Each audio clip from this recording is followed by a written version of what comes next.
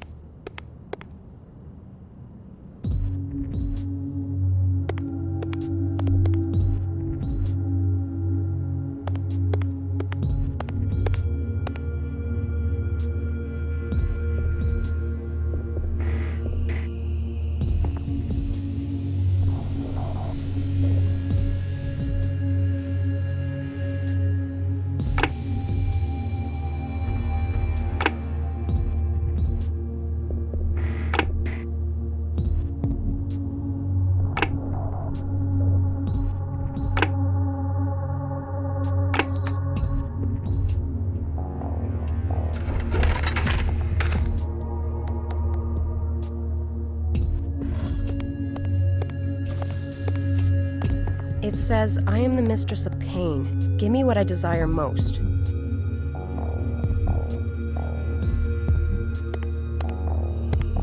It says, I am the queen of secrets. Give me what I desire most. It says, I am the queen of secrets. Give me what I desire most.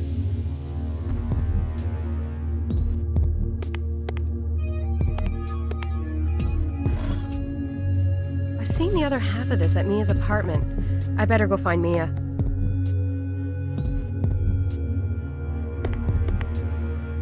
It says, I am Lady Temptation. Give me what I desire most. Now that's a big snake.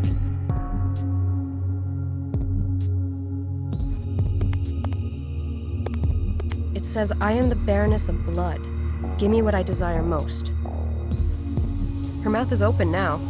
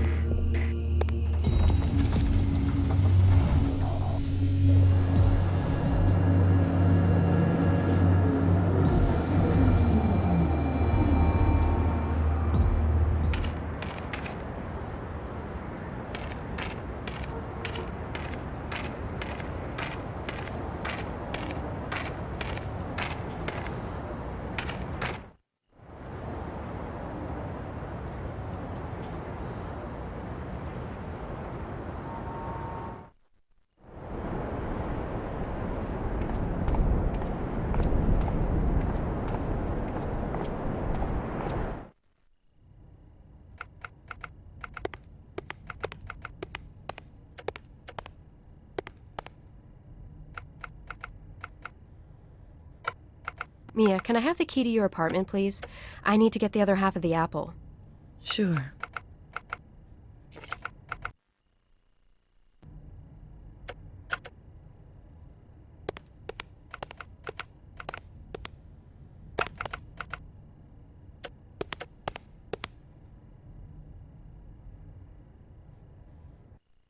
What's up? The killer left a photo of Mia on Stephanie's body. A photo of Stephanie was found on Cynthia. You see what I'm getting at? Yes. I won't let her out of my sight. Thanks.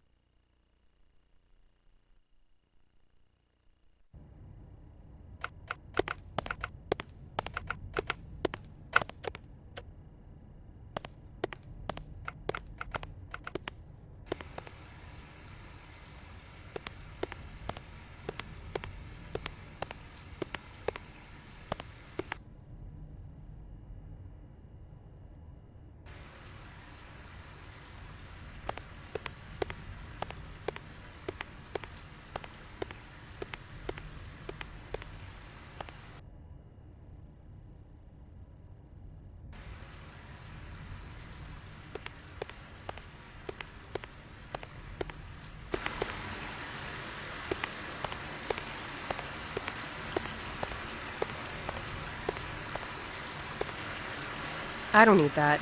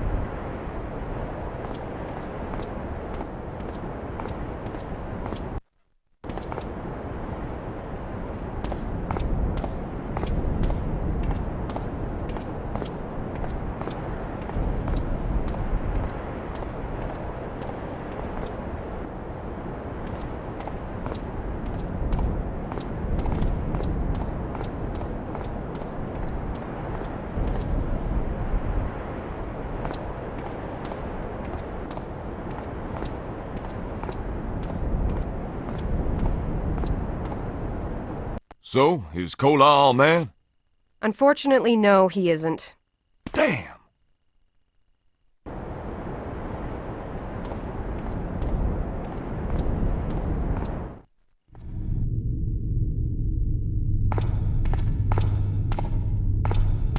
Hi, Claire. Hey, sweetie.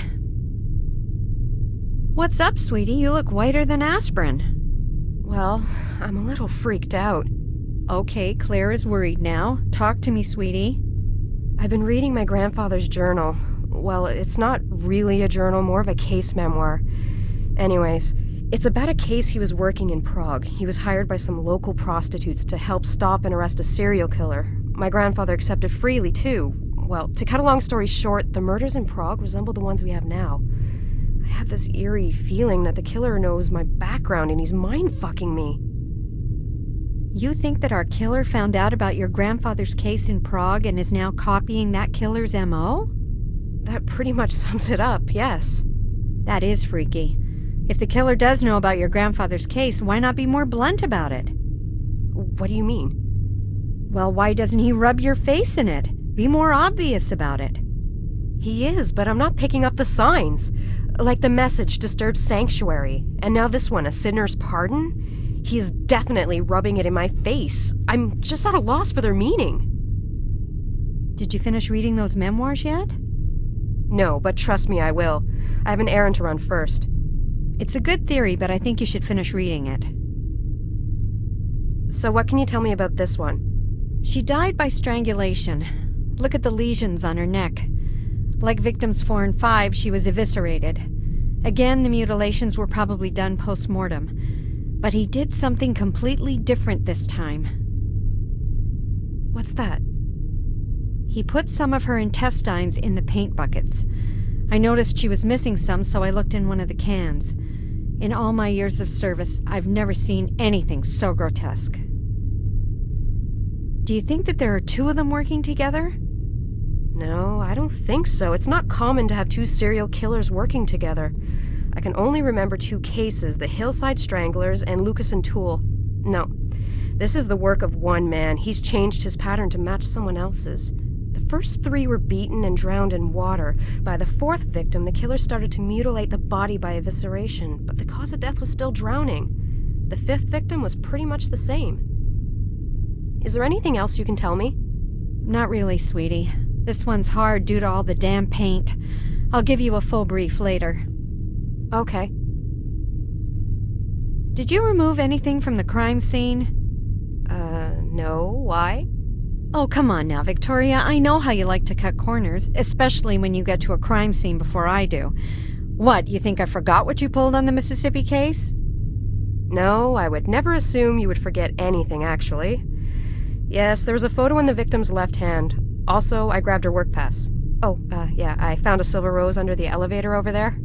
So that's why I haven't found anything. Victoria, please don't do that again. Or do it, but tell me what you took before you rush off to God knows where, okay? Promise. Okay, thanks for the info, Claire. It's not much, but it's a start.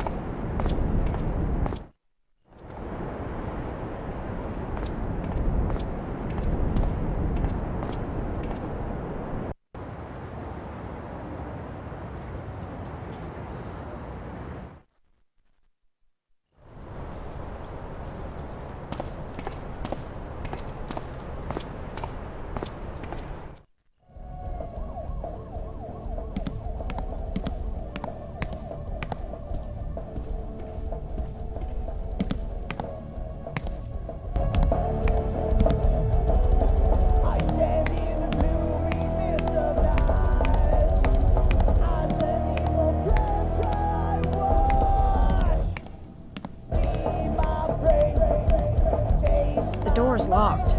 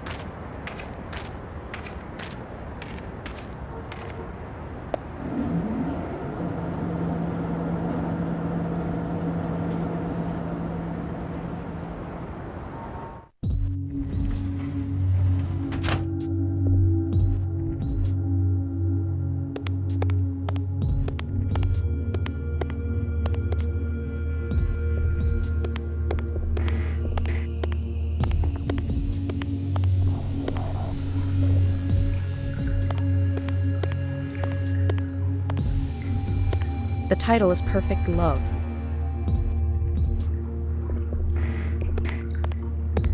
That looks comfy. This one's called For Better or For Worse.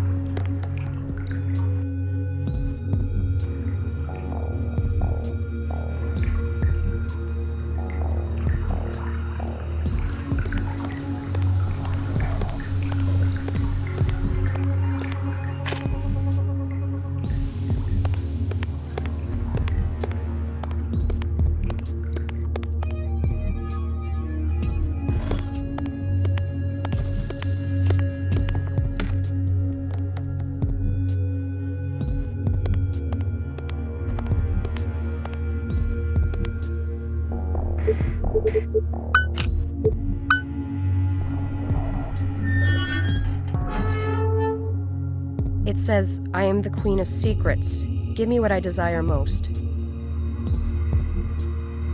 It says, I am the Queen of Secrets. Give me what I desire most.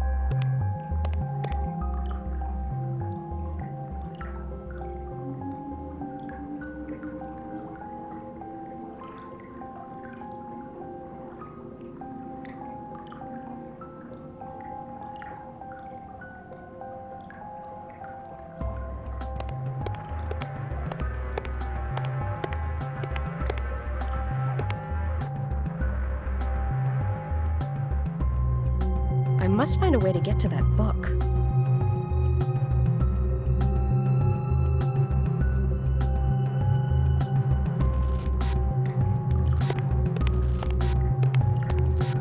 And this is the living room. Note the extremely sadistic-looking scorpion-like chair.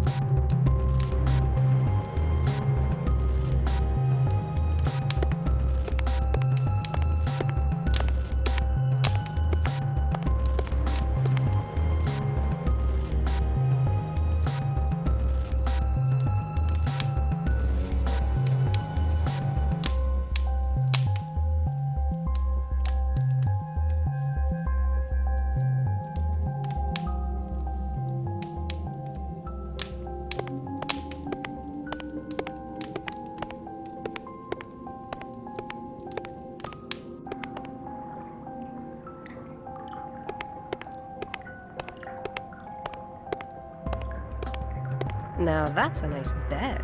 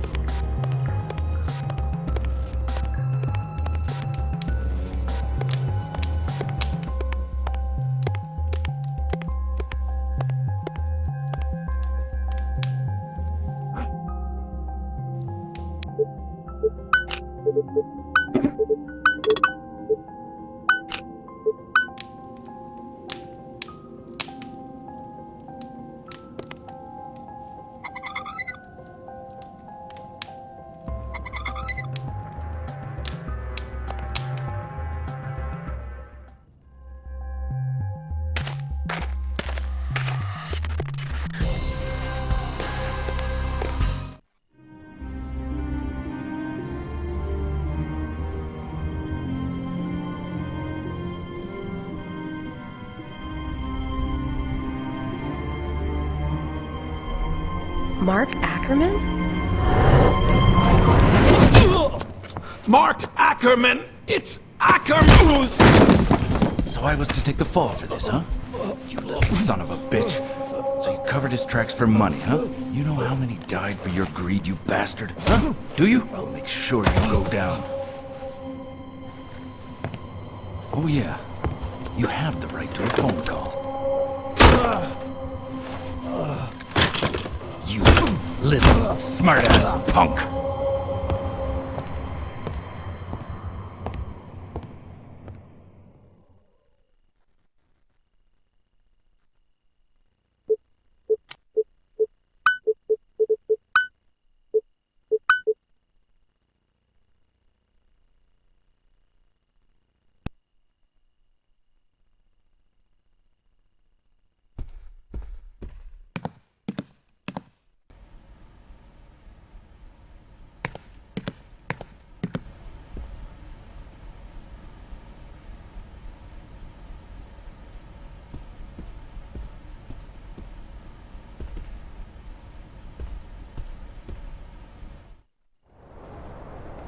Gus! Hey friend, what's wrong? You look like you've seen a ghost. There's been another murder. Where's the body? It's at the old lavatory. But you can't get there. The bridge that went there has been out for years. Listen, this is probably going to be the last time I ask you this, but can you do me a favor? Well, I don't have the time right now. Time is the favor. Don't warn Skalnik right away. Just give me a head start. Can you do that for me? Okay, 5 minutes. No more, no less. Great. You take care of yourself. Goodbye, my friend. Goodbye. Oh, yeah. Goodbye.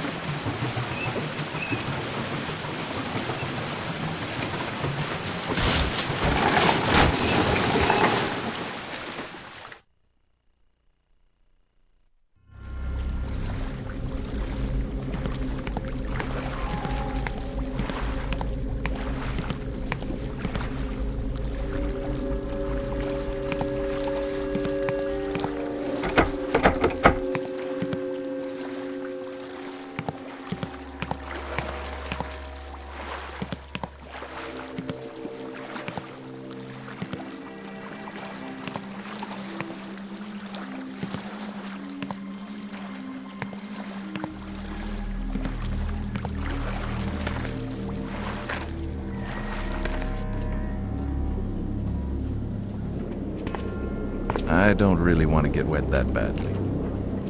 Maybe there's a way of draining the reservoir.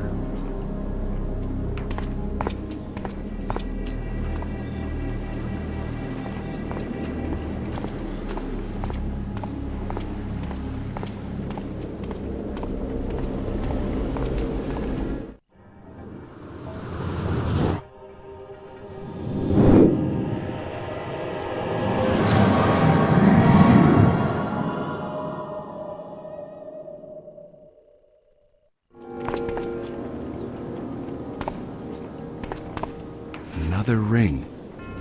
Weird. This one looks like it was made just recently.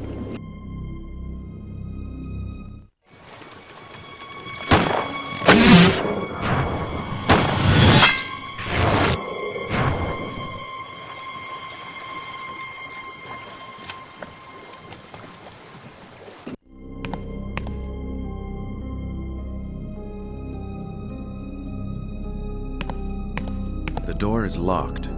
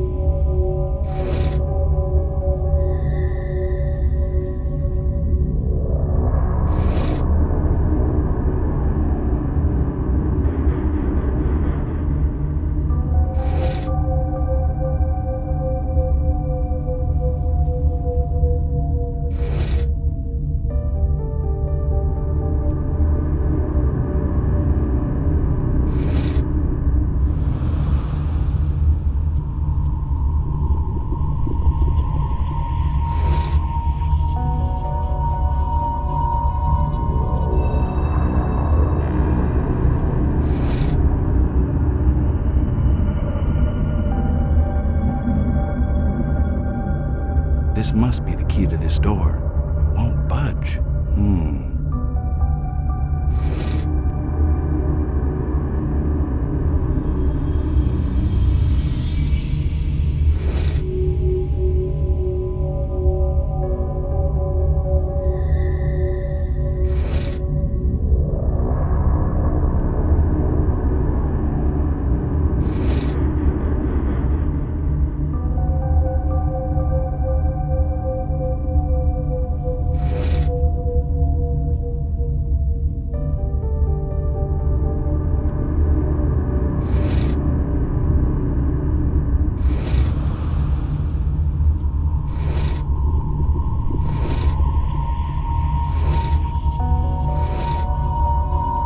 This must be the key to this door. It won't budge.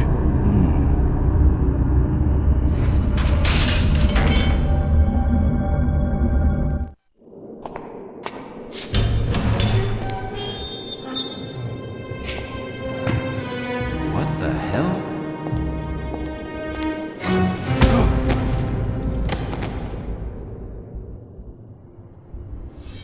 Wake up. Wake up, Alice. Look, I'm glad you followed the breadcrumbs, Mr. McPherson. I wanted you to witness my latest masterpiece.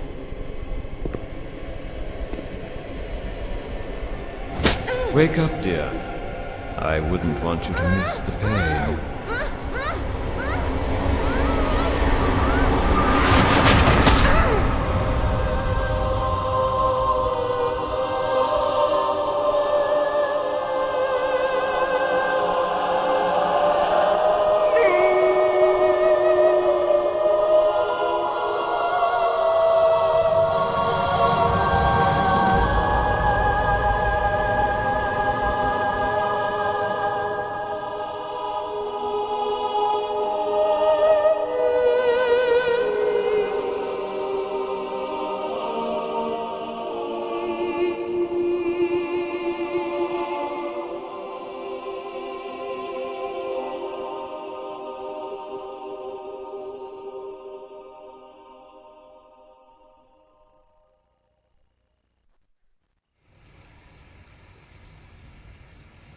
This painting is called Death Do Us Part. The woman in this painting appears to utterly disregard the suffering of the man kneeling on the ground beside her. Again, we see the recurrence of a dark tunnel, with an ominous figure lurking in the shadows. It seems as though Ackerman is attempting to recreate a moment in his childhood with undertones of rape and suffering. Note the position of the man in this painting. He is vulnerable, weak, and exposed. Is this how Ackerman himself felt at the time? Cleansing of a soul. For the first time in Ackerman's work, a woman is depicted in a seductive manner. She floats on the canvas, her red cloak rippling in the wind, in contrast to the dead calm of the background. Red, representing passion and seduction, dominates the foreground, but is surrounded by ominous tones of dark purples, grays, and blacks, the colors of death. The woman's eyes are missing, perhaps representing increasing confusion and anger towards the women in his life. Bridge over troubled water. The woman in the foreground seems troubled and stares directly at us, seemingly unaware of the turmoil surrounding her. The vast and tumultuous sky, usually representative of freedom and openness, instead feels oppressive and looms eerily over the landscape. Is this Mark trying to get back at his mother? This painting is called Streets of Prague. Ackerman only lived in Prague for a few years. We can see the recurrence of a dark alleyway. Look at the colors in this painting. It's almost as if the walls are bruised and battered. Clearly, Ackerman had a very negative view of the city. A sinner's pardon. The woman depicted here is clearly in a vulnerable and submissive position. She clutches herself as she struggles to achieve forgiveness.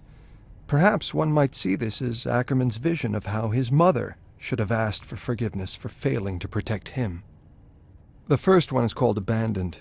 To the right, you can see a woman lying down, drunk, seemingly unaware of her surroundings.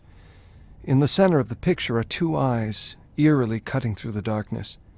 We know that Mark Ackerman was abused by his father, and felt that his mother, who knew what was happening, stayed passive and let the abuse continue.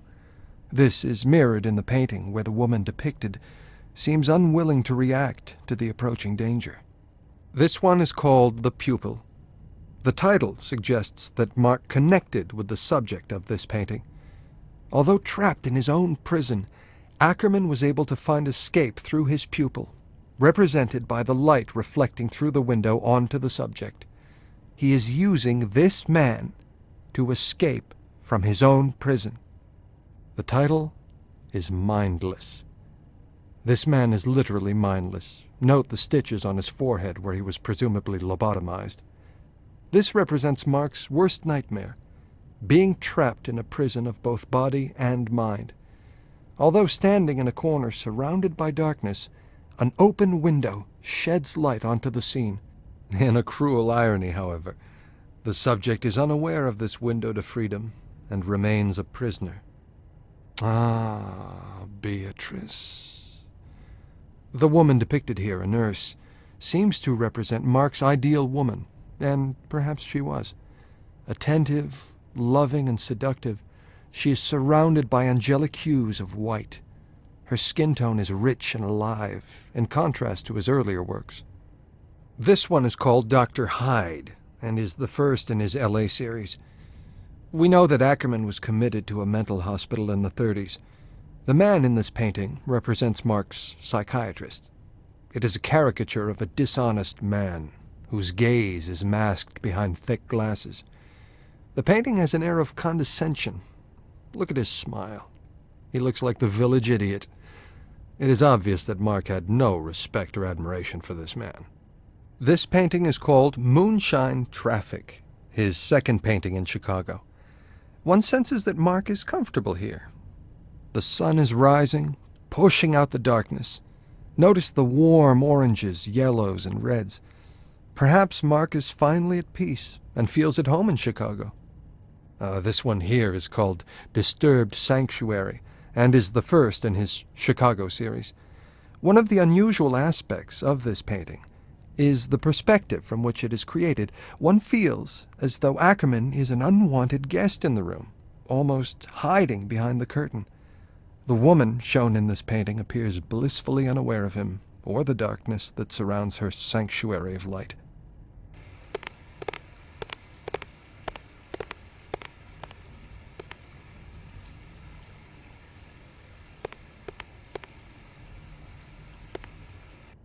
Mia, do you feel up for a few questions?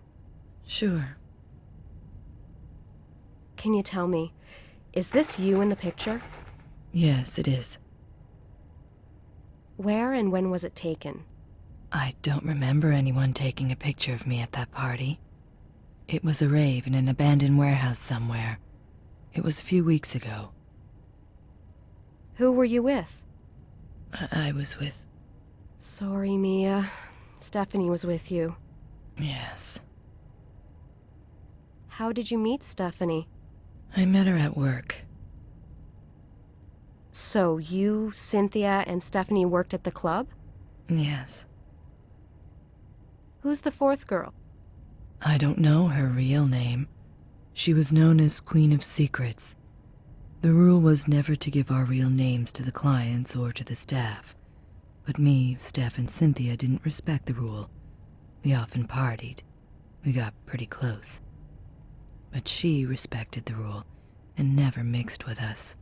You were Lady Temptation. Yes, and Steph was Baroness of Blood and Cynthia Mistress of Pain. What went on at the club? Well, Queen of Secrets would host the clients in the room with 4 statues. The clients would change their clothes. Change their clothes?